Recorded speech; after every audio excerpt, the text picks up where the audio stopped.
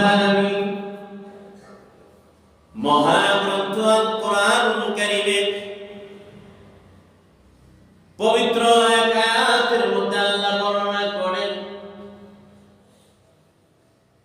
আমি এই মহাগ্রন্থ আল কোরআনুল কারীমকে বরকতময় রজনীতে আমি আল্লাহ নাযিল করেছি।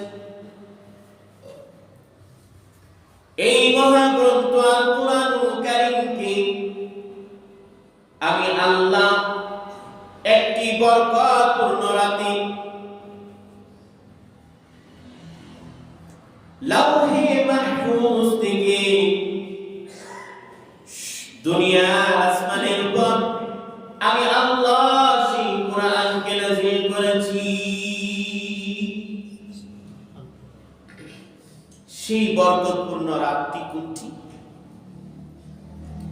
আল্লাহ রাব্বুল আলামিন বলেন, ইন্না আনসালনাহু ফি লাইলাতিল কদর।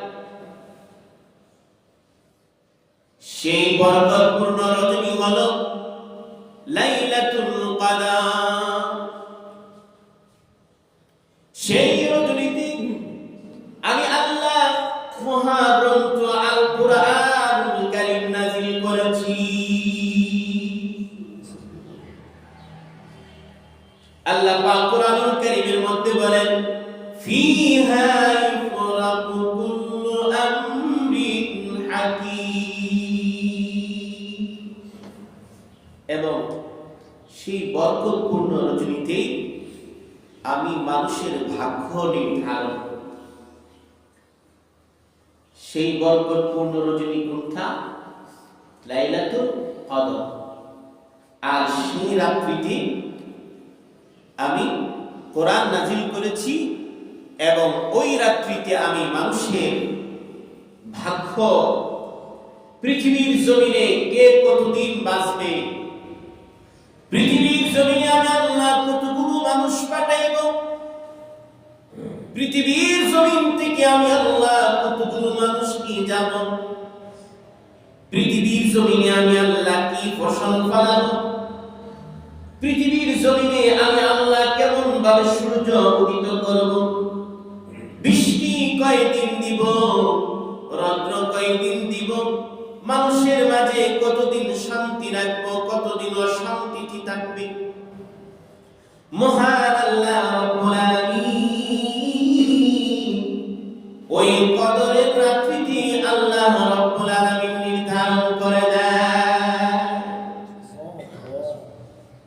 তাহলে বরকতময় রজনী কোনটা?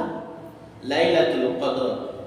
আর ওই রাত্রিতে মহান আল্লাহ তিনার সবচেয়ে মহাগ্রন্থ আল কোরআনুল কারীম লৌহে মাহফুজ থেকে দুনিয়ার প্রথম আসমানে তিনি আল্লাহ কি করেছেন?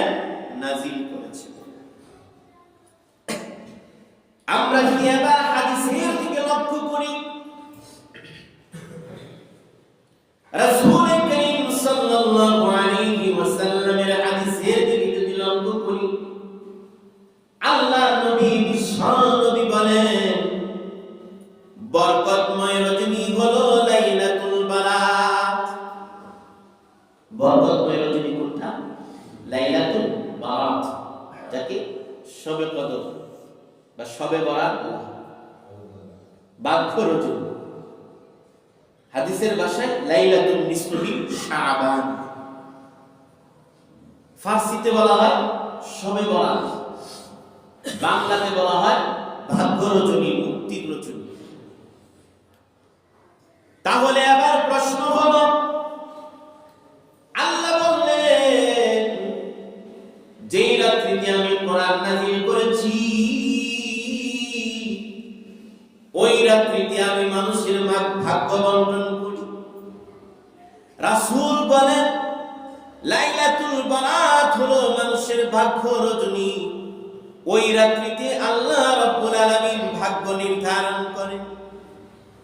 আল্লাহ তৈরি ফেরেশতাদেরকে ওই রাত্রিতে যাকে যে দায়িত্ব দেওয়া হয়, ওই রাত্রিতে আল্লাহ রাব্বুল আলামিন তাকে সেই দায়িত্ব দিয়ে দেন।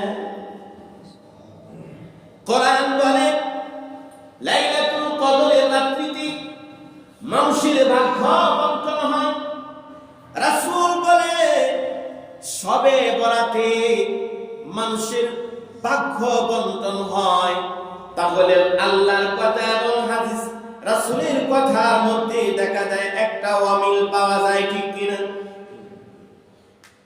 আল্লাহর কথা এবং রাসূলের কথা, দুই কথার মধ্যে একটা অমিল পাওয়া যায় না? পাওয়া যায় না? একটা অমিল পাওয়া যায়। অথচ আল্লাহ এবং রাসূলের কথার মধ্যে কোনোদিন অমিল হতে পারে না, ঠিক কিনা? তার জবাব হযরতে মুফাসসিরিন কেরাম তার জবাব দেন। হযরতে মুফাসসিরিন কেরাম বলেন, যদিও আমরা দেখতেছি অমিল, কিন্তু বাস্তবে তার মধ্যে মিল রয়েছে। যদিও আমরা দেখতেছি মিল নাই, কিন্তু বাস্তবে উপলব্ধি যদি করেন তাহলে তার মধ্যে মিল পাওয়া যায়। যেমন ইউনিয়ন নির্বাচন হয়, চেয়ারম্যান মেম্বার জনগণের ভোটে নির্বাচিত হয়। মনে করেন ডিসেম্বর মাসের 15 তারিখ ইউনিয়ন নির্বাচনে একজন চেয়ারম্যান বা মেম্বার জনগণের ভোটে নির্বাচিত হইল। জানুয়ারি মাসের 15 তারিখ ওই চেয়ারম্যান মেম্বার যিনি জনগণের ভোটে নির্বাচিত হয়েছে, ওই জানুয়ারি মাসের 15 তারিখ তাকে অফিসিয়াল কাজের দায়িত্ব দেওয়া হয়। একজন চেয়ারম্যান মেম্বার নির্বাচিত হয় জনগণের ভোটে ডিসেম্বরের 15 তারিখ মনে করে, কিন্তু তাকে অফিসিয়াল কাজের দায়িত্ব দেওয়া হয় জানুয়ারি মাসের কত তারিখ? 15 তারিখ। তাহলে মাঝখানে 1 মাস ডিফারেন্স, দূরত্ব রয়ে গেল। ঠিক তেমনি ভাবে মহান আল্লাহ রাব্বুল আলামিন এই লাইলাতুল বারাতের রাত্রিতে আল্লাহ রাব্বুল আলামিনের ফেরেশতাদেরকে আল্লাহ রাব্বুল আলামিন এক এক ফেরেশতাদেরকে একটা দায়িত্ব দিয়ে দেয় লাইলাতুল বারাতে। সমস্ত ফেরেশতার দায়িত্বশীল ফেরেশতারা তাদের লিস্টগুলো হাতের মধ্যে পেয়ে যায় লাইলাতুল বারাতে। আজরাইলের হাতে মিষ্টি দেওয়া হয়, মিকাইলের হাতে মিষ্টি দেওয়া হয়, ইসরাফিলের হাতে মিষ্টি দেওয়া হয়। এরকম ভাবে যত ফেরেশতা আছে সমস্ত ফেরেশতাদের হাতে লিস্টি দেওয়া হয়, আর ওই লিস্টির বাস্তবায়ন হয় লাইলাতুল কদরে। বুঝতে পেরেছেন? তাহলে রাসূল আল্লাহ এবং রাসূলের কথার মধ্যে মিল আছে না? আল্লাহ এবং রাসূলের কথার মধ্যে মিল আছে না? লাইলাতুল বারাতে আল্লাহ রাব্বুল আলামিন নিশ্চিত দিয়ে দেন। এই অনুযায়ী আজরাইল, মিকাইল, ইসরাফিল সমস্ত ফেরেশতারা এই অনুযায়ী তারা আগামী 1 বছরের কাজ করার জন্য তাদের কাজগুলো ওই দিন থেকে প্রয়োগ করে বাস্তবায়ন করে শবে কদর অর্থাৎ লাইলাতুল কদরের রাত্রি থেকে তাদের কাজের মধ্যে তারা নিয়োজিত হয়ে যায়। তাহলে ওই যে রাত্রিতে আমার আপনার লিস্টি ফেরেশতার কাছে দেওয়া হবে, ওই রাত্রটা কোন রাত্র? লাইলাতুল বারাতের, যেটা শবে বরাত আমাদের সামনে আসতেছে। 14ই শাবান, দিবাগত রাত, শাবান মাসের মধ্য রজনী।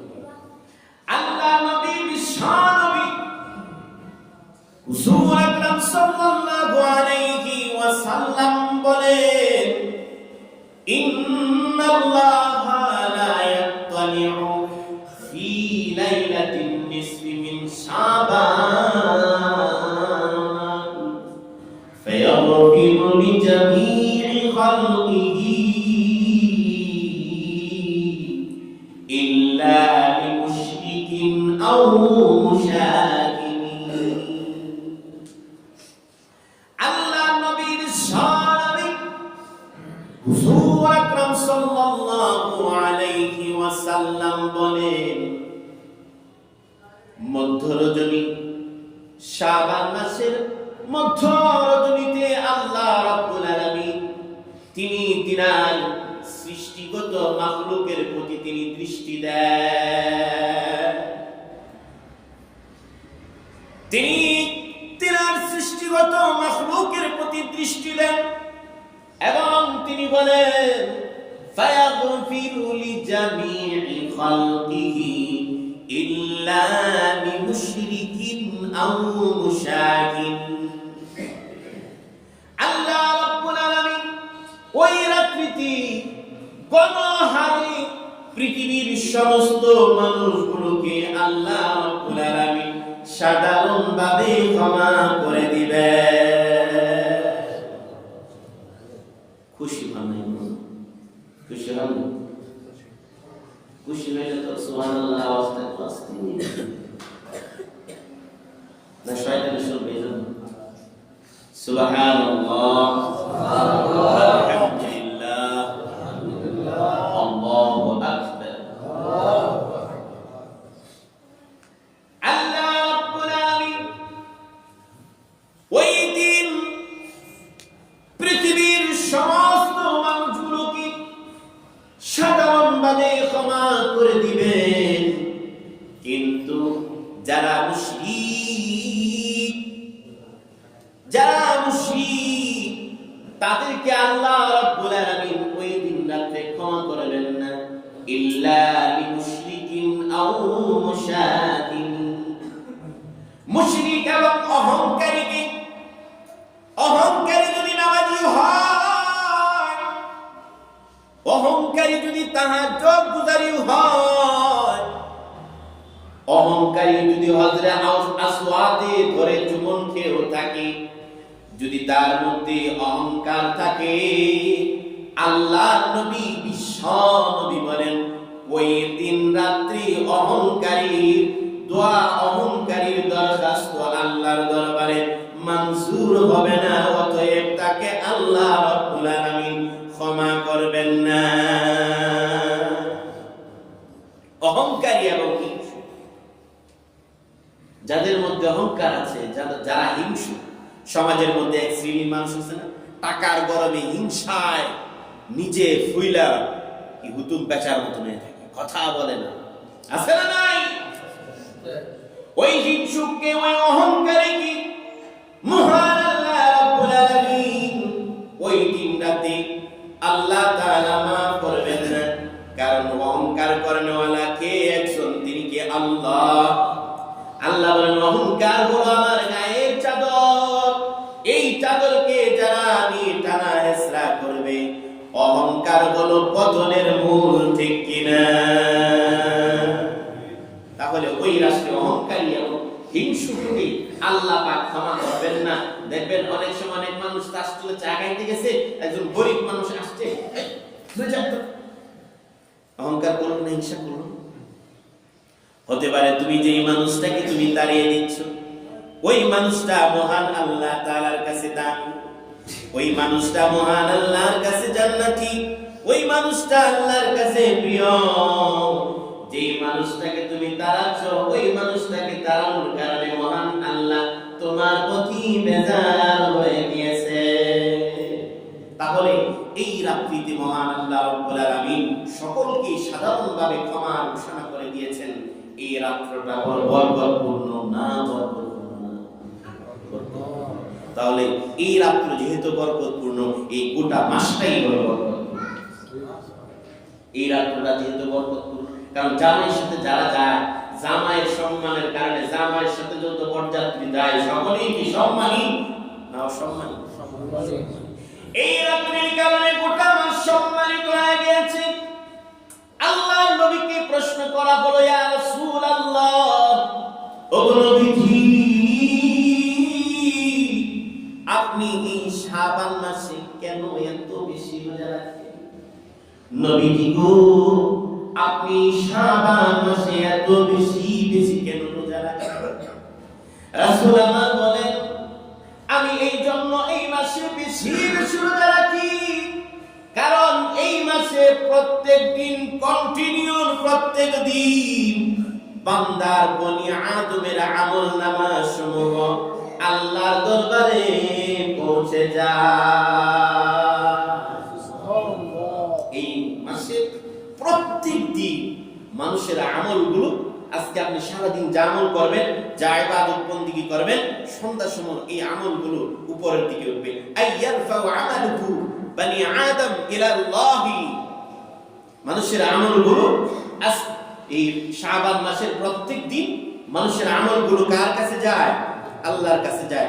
সেজন্য রাসূল বলে, আমি এই শাবান মাসে প্রত্যেক দিন আমি এই জন্য রোজা রাখি যাতে করে আমার আমলনামাগুলো আল্লাহর কাছে এমন অবস্থায় পৌঁছে যে আমি একজন রোজাদার, আমি একজন রোজাদার, আমি একজন কি বলেন, মনে নেই? মনে না থাকলে আমি একজন রোজাদার। এমন অবস্থায় যদি আল্লাহর কাছে আমলগুলো পৌঁছে দিই, ওই মানুষটা জান্নাতি না জাহান্নামী? তাহলে এই মাসটা বরকতপূর্ণ না অবরকতপূর্ণ? আল্লাহ নবী বিশ্বনবী হুজুর আকরাম সাল্লাল্লাহু আলাইহি ওয়াসাল্লাম বলেন, ইযা কানাত লাইলাতুন নিসফি মিন শাবান ফাকুমু লাইলাহা ওয়া সুমু নাহারাহা ফাইন্নাল্লাহা তাআলা ইয়ানজিলু মিনাস সামাa'id দুনিয়া فيقول ألا من مسترزق فارزق له ألا من مبتلى فهو عافيه ألا كذا لا كذا حتى يطلع الفجر। আল্লাহর নবী বিশ্বনবী বলেন, শাবানের 15 মধ্য রজনীতে মহান আল্লাহ রাব্বুল আলামিন প্রথম আসমানে চলে আসে। প্রথম আসমানে আসিয়া ডাকতে থাকেন, কে আছো, কে আছো ক্ষমা চানেওয়ালা, আলা মিন মুস্তাগফিরিন ফাগফির লাহু, কে আছো ক্ষমা চানেওয়ালা, আমি আল্লাহর কাছে ক্ষমা চাও, আমি আল্লাহ তোমাকে ক্ষমা করে দিব। কে আছো, কে আছো রিজিকের অভাবে পড়ে আছো, আমি আল্লাহর কাছে চাও, আমি তোমার রিজিকের ব্যবস্থা করে দিব। কে আছো সুস্থতায় ভুগতেছো, আমি আল্লাহর কাছে সুস্থতা চাও, আমি আল্লাহ তোমাকে সুস্থ করে দিব। এরকম ভাবে হাত্তা ইয়াতুলুআল ফাজর, আল্লাহ রাব্বুল আলামিন ফজর পর্যন্ত ডাকতে থাকে। আমি আপনি যদি ঘুমায় থাকি তাহলে ওই সমস্ত নিয়ামত থেকে বঞ্চিত হব না? অবশ্যই হব। সেজন্য আগে থেকে প্রস্তুতি নিতে হবে এই রাতের বিশেষ কিছু আমল করার জন্য। এক নম্বর আমল হাদিসের দ্বারা প্রমাণিত, কুমু লাইলাহা, কুমু লাইলাহা, রাতের বেলা যারা ইবাদত করব। আল্লাহর নবী থেকে আরেকটা আমলের কথা বর্ণিত, আম্মা জান আয়েশা সিদ্দিকা বলেন, আল্লাহর নবী আমার ঘরে আসলেন, আসিয়া আবার চলে গেলেন। আমি মনে করলাম আল্লাহর নবী কোথায় গেল, সেজন্য একটু পর আল্লাহর নবীর পিছনে পিছনে গেলাম, কিন্তু আল্লাহর নবীর সন্ধান পাইলাম না। মনে করলাম হয়তো কোনো বিবির ঘরে গিয়েছে, কোনো ঘরেই পাই নাই। এক পর্যায়ে লক্ষ্য করে দেখি আল্লাহর নবী বিশ্বনবী জান্নাতুল বাকিতে দাঁড়ায়া দাঁড়ায়া, আকাশের দিকে দাঁড়ায়া তাকায়া তাকায়া তিনি দোয়া করতেছে। তাহলে হাদিস দ্বারা প্রমাণিত হইল দ্বিতীয় নম্বর আমল হলো কবর জিয়ারত করা। দ্বিতীয় নম্বর আমল কি? কবর জিয়ারত করা। আল্লাহর নবী তিনার বিবিদেরকে নিয়ে গেছেন, সাহাবীদেরকে নিয়ে গেছেন, কাউকে নিয়ে যান নাই। আল্লাহর নবীর আদর্শ যদি বাস্তবায়ন করতে চান তাহলে একা যাবে।